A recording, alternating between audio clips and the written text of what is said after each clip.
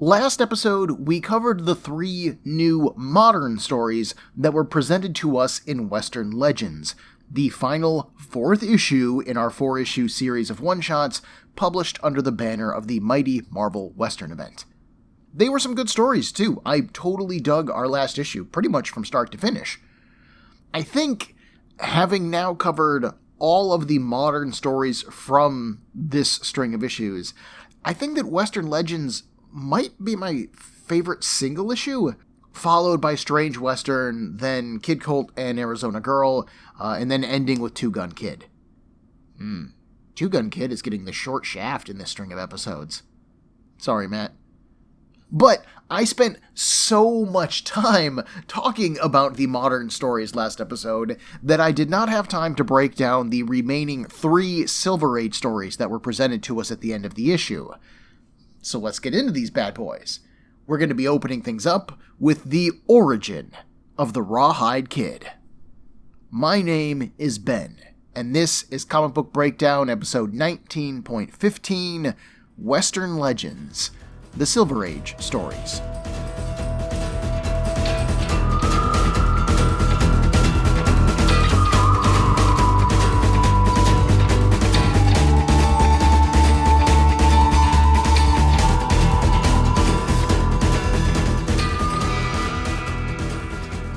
We open in the town of Rawhide, Texas, a lawless town if ever there was one. Our creative team, this time around meaning Jack Kirby, Dick Ayers, and Stan Lee, spend almost 2 full pages highlighting just how rough and tumble the town is, just to make sure that we get it. We then meet a young 14-year-old man named Johnny Bart, who was adopted by a man named Ben Bart, an ex-Texas Ranger, who just happens to be one hell of a trick shot.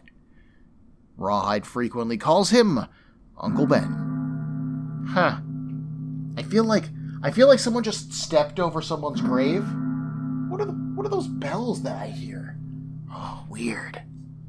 It was under Ben's teachings that Johnny honed his skills, quickly becoming one of the best shots in the West. They had a good, if simple life, hunting, fishing, and raising their cattle. Ben hoped that Johnny would never have to use his skills at gunplay, and Johnny swore that he would only ever use those skills in self-defense. There are those bells again. Could they perhaps be the bells of foreshadowing? Who can say? One day, sometime after Johnny turned 18, he was sent into town for supplies, leaving Ben alone at home. 2 men snuck up on him, one of them from the front, one of them from the back. The front man, who was named Hawk Brown, plans on making himself famous by outdrawing the Ben Bart, and his partner is creeping up behind him in order to distract him.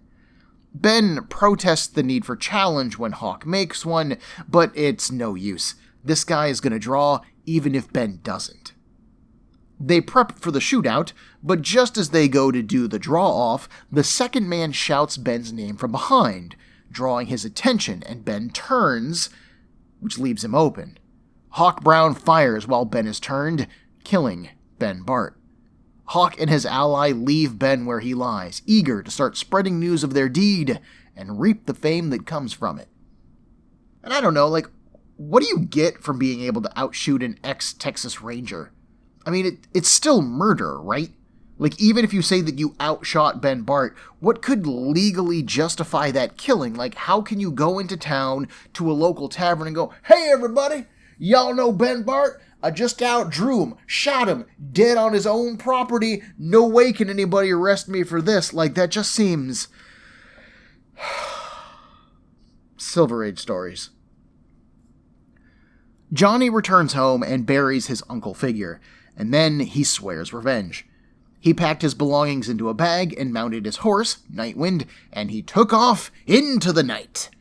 While only Hawk Brown claimed credit for the deed, Johnny can tell by the wounds in his uncle that there must have been 2 men present, one to cause him to turn while drawing, and another to do the fatal shooting. So his work is going to be twice as hard, hunting them both down. Johnny finds Hawk and his partner, who is named Spade, yeah, like a shovel, Spade, at a local saloon selling their version of the story. He challenges Hawk to a shootout, and the saloon quickly empties.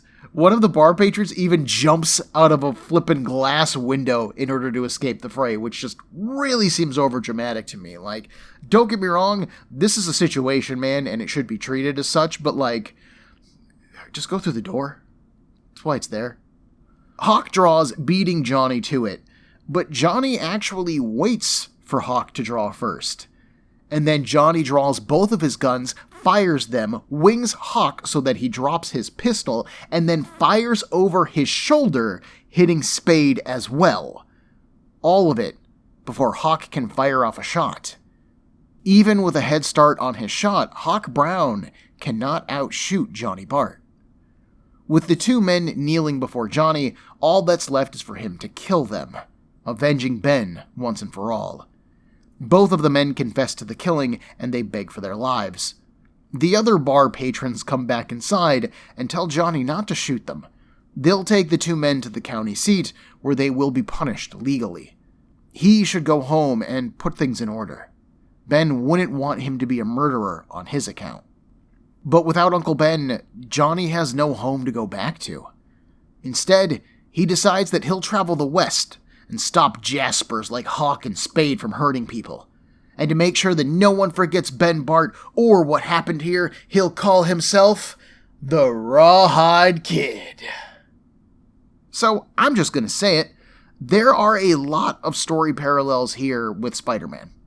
Both Rawhide Kid and Spider-Man had Uncle Bens, who helped to raise them. Both of them lost their uncles and then sought revenge. Both of them overcame the desire to kill the murderer, and both of them swore to use their skills for good and to help people in need.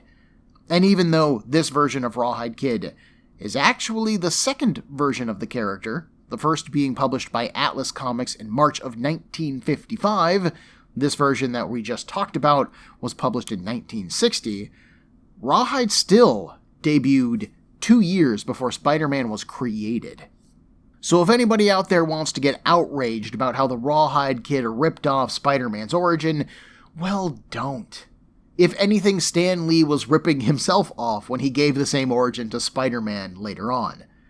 I would also add that much of what motivates Spider-Man and makes him such a compelling character is the guilt that he feels. Peter Parker was directly responsible for not stopping the murderer who went on to kill his uncle when he was able to, while Johnny Bart honestly had nothing to do with the actions of Hawk Brown and Spade, so there's a storytelling difference between Spider-Man's responsibility and Rawhide's desire to prevent this kind of tragedy moving forward. That said, Spider-Man is the hero who obviously wins this story in the eyes of history. After all, Spider-Man is one of the most successful comic book characters in the industry, while the Rawhide Kid has become relegated to a footnote. And it's pretty easy to see why, honestly. Nothing about this story reads as particularly interesting. There's not a lot of depth to Johnny. Hawk and Spade don't even have interesting motivation. There was no compelling twist or shocking turn of events in this. This story is fine, I guess, but it's nothing special. Especially when I compare it to other Western heroes that we've met, where Two Gun has the dual identity as a lawyer and a gunman, the Black Rider is crazy, and Kid Colt was at least paired with Arizona Girl for an interesting group dynamic. Even the other characters in this particular one-shot, the super speed gifted Hurricane, the mystical Puma, the ferocious Red Wolf, all of them feel more imaginative and creative than this. And sure, there are 80 years of time between this version of Rawhide Kid and those 3 stories that I just mentioned, so it's not like we're comparing apples to apples here, but still, one of these stories is interesting no matter what, and one of these stories is kinda boring. We've now had 2 different origins presented to us for the Rawhide Kid, Lee and Kirby's reboot that we just talked about, and then the Zimmerman reboot. And I have to say, I think Zimmerman's is more interesting. To be fair, I could make an argument that Zimmerman's origin does not contradict Lee and Kirby's. Zimmerman established Rawhide's mother and father, established that his mother died and that Rawhide left home when he was young, after which he traveled the world and became the awesome gunman, skilled fighter, intelligent rogue, and snappy dresser that he's presented as within that comic. All of that still fits within Lee and Kirby's framework. Rawhide could have left home after his mother died, met Ben Bart, been adopted by him, probably not legally, but the good old movie version of adoption, been trained in gunplay, and then after Ben died, Rawhide just continued to travel, eventually becoming the man that we would go on to meet in the 2003 Max miniseries. These two origins can, honestly, work together pretty well. But if I had to pick between which of these two origins is more compelling for me, if you put a gun to my head and said, pick one, I would have to give it to Zimmerman. The drama between Johnny and his father in those stories is just too rich for mining, where Lee and Kirby's stories leaves nothing to explore. Their version of Rawhide is basically just a tumbleweed in the desert, floating from problem to problem with no rhyme or reason to his actions. Zimmerman's does do the same, floating from problem to problem, but he faces the additional problem of being an outsider because of his sexual orientation. And by keeping Rawhide's father involved in his story, like we got in Rawhide Kid and the Sensational Seven, you then have a great setup for an enemy or antagonist, if you want to go that route, or if you want to have the pair reconcile, that story is available to you. For being as crass and unfunny as Zimmerman's Rawhide stories were, I do think there is a lot more depth to it than the OG version. Or you could just read Ostrander's Blaze of Glory and Apache Skies and appreciate that particular version of the Rawhide Kid the most, like I do. I love being able to see all of these different takes on one character over the years. It is undoubtedly one of the coolest parts of reading long-form fiction to me. All of these stories speak to a different part of me, all of them have their place in the canon, and yet oftentimes they wildly contradict each other. I love it. This is great. Our second story in this is simply called The Gunslinger, and the only credit on the opening page is to Stan Lee. Thankfully, the Marvel Fandom Wiki lists the creative team as penciler and inker Don Heck and writer-editor Stan Lee, so nice work there. Thank you, Marvel Fandom Wiki. We open on the ranch of Mr. Grimes, as he and his farmhand, Slim, stake out the night. We see a silhouette moving in the background, and that's Seth Brown, who was looking for proof of Grimes's rustlin' his cattle. But his being here is trespassing, and Grimes won't stand for it. He aims at Brown, but Slim suddenly tries to talk him down. Shooting Brown is murder. It's wrong. But Grimes won't let any man tell him what to do, even his own farmhand. He shoves Slim back and then fires the gun. The deed done, he aims his rifle at Slim.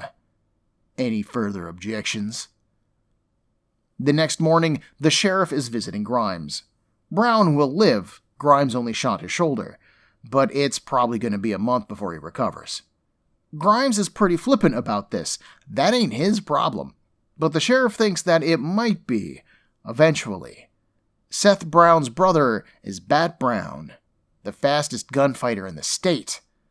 Good luck dealing with him if he comes calling. Now Grimes starts shaking. He demands that the sheriff protect him, and the sheriff laughs at that. Look, if Bat shows up and shoots you, I will do my job and arrest him. Until then, though, you're on your own. Have a nice day, sir, and he tips his hat and rides off.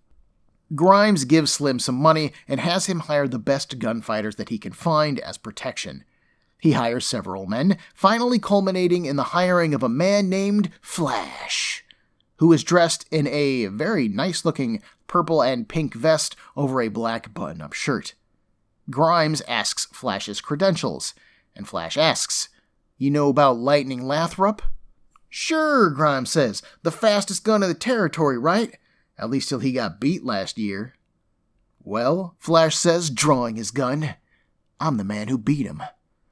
"Well, shoot," Grimes says, "I have found my man." He orders Flash to stay with him at all times. The other men can go do farm work or something. Later on, Grimes and Flash are surveying the property and just chatting about life in general. Flash asks how Grimes can afford to hire this many men. The property seems kinda small, honestly. Grimes laughs. He can afford the men because he doesn't spend much otherwise. He got all of his cattle for free from Seth Brown. That's what got him shot. Just stick with me, Flash, he says. I can make a man like you rich. Flash stops riding. That won't be necessary. He hops off of his horse, and Grimes does the same, confused. What are you talking about? You see, Flash's real name is Bat Brown, and his work is almost done. What? Grimes starts to back away from Bat.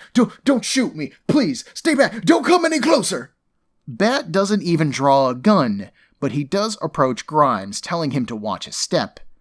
But Grimes is too smart for that. He won't. Grimes backs himself off of a cliff, plummeting to the river below.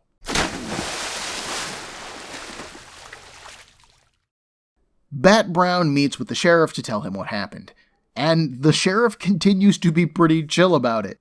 Men like Grimes always get what's coming sooner or later. Bat agrees. It's too bad that he fell off that cliff all on his own. And all for nothing. He isn't even a gunfighter. Hell, he's probably the slowest to draw around. But now that his work is done and his brother has been avenged, he can go back to his real job. Teaching.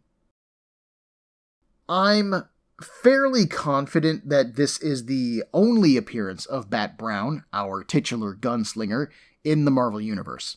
Searching for his name, I find a variety of other characters suggested, and then, 30 articles about Batman. So yeah, I think Bat Brown does not go on to be a thing. I do enjoy the general story here. I actually like Grimes ironically hiring the man who was hunting him. I like him accidentally killing himself. He gets his own comeuppance, and that's great. I always appreciate that. But Grimes' writing feels really off in all of the story. I mean, at the beginning, he is bold enough to almost kill Seth Brown, and then he threatens to kill his own farmhand. Slim is somebody that he knows, that he works with. But then, the second that he learns that Flash is actually Bat Brown, he gets so scared that he backs off of a cliff on his own property. I just find that hard to believe. I suppose that a lot of bullies do back down from people that they view as an actual threat, and maybe Grimes was comfortable enough with Slim or Seth to be willing to push them around, but it just feels very inconsistent to me. And we also have the narrative inconsistency regarding Bat Brown. The sheriff is the one who tells Grimes to watch out for Bat, saying that he is the fastest gunslinger in the state or territory or whatever. But by Bat's own admission, he isn't fast. He self-describes as perhaps the slowest to draw in the West. So why did the sheriff think that he was the fastest? I can believe that Bat was a fast-drawing school teacher. That's fine. That idea works. We've got gunslinger outlaws, lawyers, and doctors in this string of episodes, so why not a teacher? But a teacher who was also a gunslinger who is slow, but then believed to be legendarily fast? I just don't know. This would honestly have made more sense if the sheriff had suspected Grimes of foul play, and then he hires someone to play the role of Seth Brown's brother, the fictional character Bat Brown. Bat's job would then have been to learn about Grimes' illegal activities, and, once he found proof, turn him over to the sheriff, but then Grimes would get too scared and then he would die anyways. That at least makes the sheriff feel smart and cunning, making him the real hero of the narrative, and it would explain the inconsistencies in Bat Brown's story, and it'd still get Grimes dead, too, by the end of it. I'll also admit that I'm not sure how you fall into a river and then automatically die, maybe Grimes couldn't swim, maybe he hit his head on the way down, but again, as someone who's pretty confident in his swimming abilities, I don't think I would just fall into a river and then die. The real highlight in this story is the artwork. Most of these Silver Age stories that we've talked about have been drawn by either Jack Kirby or Dick Ayers, or at the very least, they are Jack Kirby who was inked by Dick Ayers. But this story was drawn by Don Heck, who I know best as one of the creators of Iron Man. I am absolutely unfamiliar with his artwork, and I will admit that, but I super dig his stuff here. There's like a sense of weight to everything. Like, this is going to sound weird, but there is a panel where Slim tries to stop Grimes, like right at the beginning, and Slim's hands, as he's reaching for Grimes' gun, are so well drawn. They look like a man's hands worn by time. Like, they look like the hands of a farmhand. I don't know, the artwork here just works for me. And the overall look of this story is distinct from the visual language that Kirby has been doing in his own stories, despite this one being honestly just populated by a bunch of random cowboys, which is exactly the kind of story that Kirby has been drawing, random cowboy stories. Like, Kirby's books, especially for these Western ones, all look the same one way or another, so encountering an artist who looks so different but executes his artwork so well is great. Don Heck's work here is super good looking to me, and I really like it.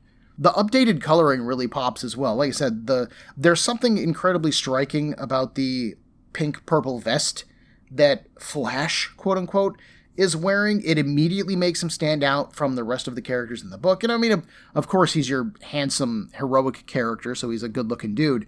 But he just looks right. He's visually distinct from Rawhide Kid, he's visually distinct from Two Gun, and all of these other characters that we've met without being in a super outlandish costume. Again, visually, this is a super well done comic. Our final Silver Age story is titled, They Call Him Outlaw. And this time, the only name on the title page is Paul Rainman. And thank you, Marvel Fandom Wiki, for adding that Stan Lee wrote it. I could have guessed that Stan Lee wrote it, because, he's written everything else so far, but it is nice to have it confirmed. Two men appear from the shadowy night, their pistols drawn and waiting. A man sitting at a campfire jumps. Owl hoots! The two men, named Slade and Hulk, laugh at that. Nah, hombre, they're like Robin Hood. They steal from the rich and give to themselves. But this guy doesn't look like he has anything on them that they can steal anyways. So instead, the man at the campfire makes a suggestion. How about he joins up with them? He's got a pretty innocent-looking face, unlike these two, so if someone sees him with them, they might be less suspicious of them all. Hulk doesn't think that a three-way split sounds very good, but you know what? Slade likes the idea. He thinks there's some merit to it. He is the one who does the thinking for them after all, and so he slaps Hulk. The big man balls up his fists. No one does that to him, not even Slade. But before Hulk can deck him, Slade draws his pistol. What's that you were saying, buddy? Hulk apologizes and Slade spins, demonstrating his skills by shooting the third man's hat off. You know what? They'll give him a try, but if he turns on them, then Slade's next shot won't miss. Picking his hat up, the third guy introduces himself as Slim, and he thinks that they're gonna get along fine. Slade has him mount up, and they head to a small house nearby. He and Hulk have been watching this place. There's an old couple who lives there, and they keep their life savings under a floorboard. Should be easy pickings. So they'll go in through the front door and occupy the couple. Slim can then slip in through a window and get that gold.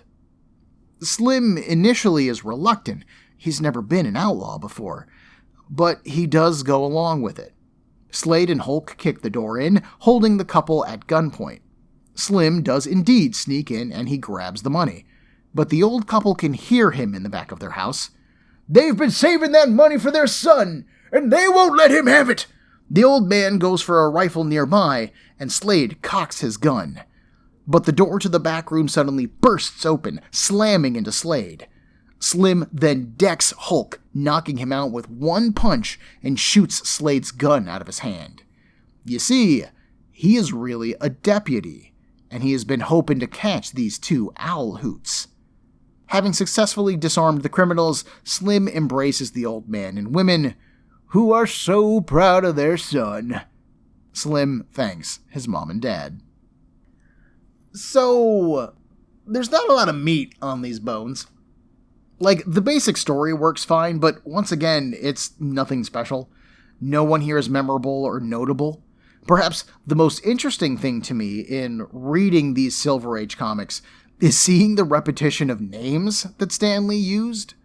Through all of these, we have had Morris Masters, Matt Hawk, Hawk Brown, Seth Brown, Bat Brown, a guy named Spade, a guy named Slade, an Uncle Ben, a Hulk, and two Slims.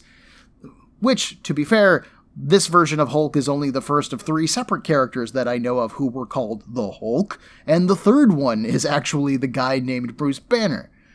I don't think there's a lot of thought put into these names. I think that Lee was often just throwing names out because he was helping to crank out stories as fast as he could, and, over the years, good-sounding names just stuck with him. The twist at the end, when the Outlaw Slim is actually a deputy who had been hunting these two men, is a bit weird, and it did kind of throw me a bit. It comes from out of nowhere, and I guess it would be fine on its own, but then you add in that Slim pretended to rob his own parents in order to save his parents, and it just gets weirder. But I can see a logic behind Slim hearing about these two men stalking his parents' house, so then he uses his parents as bait, and he camps out in order to lure Brown and Hulk to him. I mean, I would argue that it is a bit of a long con, but it does make a certain amount of logic, I guess. Artist Paul Rainman, spelled Reinman, is new to me. Like many Golden Age creators, Rainman was originally born in Europe, in Germany, actually, where he found at a young age that he had a talent for drawing. His family fled Nazi-occupied Germany in 1935, joining some extended family who had moved to America earlier. He did commercial artwork in New York City, like designing neon signs and doing the occasional odd job in order to make ends meet. A bit of luck got him a job in a studio designing Matchbox covers and the like, before he finally moved on to freelance work like posters, fashion drawings, and package design. This eventually led to him getting work at pulp magazines and comic books. Rainman worked for MLJ Comics, which would later go on to become Archie Comics, as well as Timely Comics, which would eventually go on to become Marvel. He also did a short stint for All American Productions. One of the companies would go on to become DC, so this guy was in at the ground level at, everything. In the 1950s, Rainman would work at Atlas Comics, the second stage in Marvel's evolutionary line, where he would frequently ink over the pencils of Jack Kirby. They worked together on books like Strange Tales, Journey into Mystery, and Yellow Claw, as well as works like The Incredible Hulk, Issue 1, X-Men issues 1 through 5, and The Avengers issue 2, 3, and 5. So this guy got some prime Marvel real estate in early. He continued to do work for Marvel, DC, Archie Comics, as well as other publishers over the years, and it's easy to see why with this story. His artwork here definitely has echoes of Jack Kirby, the faces, the body shapes, but there's also something else to it. There's a sense of realism that Kirby just lacks. Kirby's artwork always has an energy to it, but it does lack realism. And you don't care because the pages are so dynamic, you're just so visually engaged. But Rainman's pages here feel much more grounded, and I super dig that, especially for a Western story which could honestly have happened. This could be a true story, just being drawn by somebody, as far as I know. So it makes sense to me to go with an artist who is fairly grounded in his execution style. Before we move on from this event, I would like to mention that there is technically a 5th book published as part of the Mighty Marvel Western event. It is also a one-shot titled Westerns, Outlaw Files.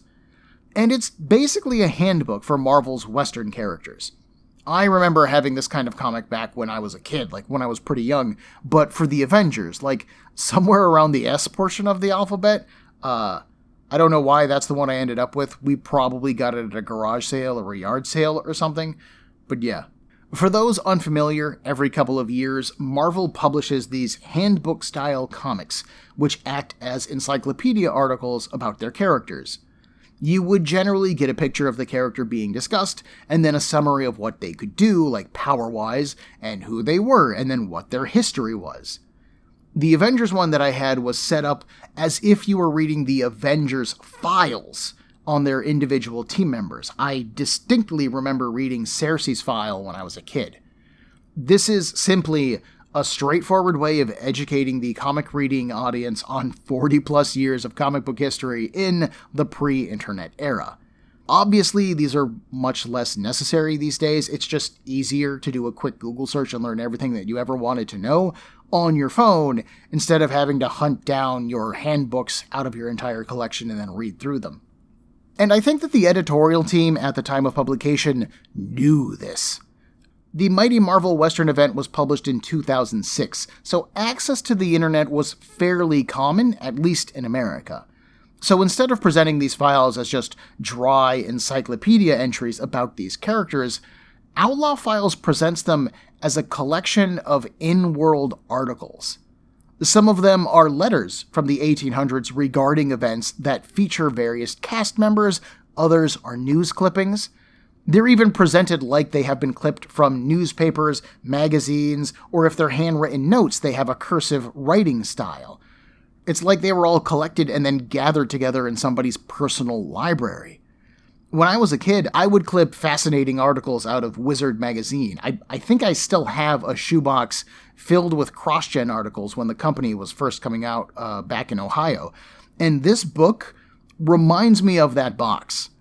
That same kind of fascination, that desire to collect every scrap of information about a bygone era. It's just fascinating to me. And thus, this Wanted Outlaw Files is kind of a half-decent read. It covers the big Western characters that we've been talking about, Ghost Rider, Rawhide Kid, Two-Gun Kid, Kid Colt, and so on. Obviously, it is the most divorced book published as part of the event. It honestly doesn't even have the Mighty Marvel Western banner on the top, indicating that it's connected to the rest of these books, but I do think that it is a neat addition to it nonetheless. Okay.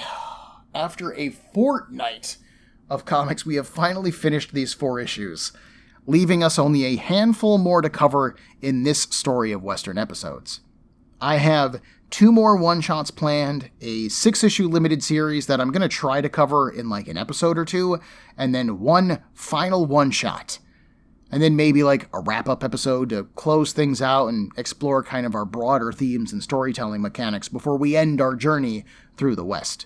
But we are approaching the end. We ain't there yet, but we're getting there. Next time, help me celebrate Marvel's 80 years of publishing history. Dean the Dead Man Donnelly has worked hard to put his past behind him, but ghosts are not far behind. Join me in a week for episode 19.16 of Comic Book Breakdown, Gunhawks.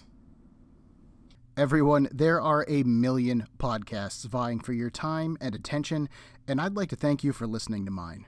If you would like to get in touch with me, to share a concern, request a series, compliment me, berate me, whatever you like, send me an email at cbbreakdown@gmail.com. Otherwise, thanks for listening.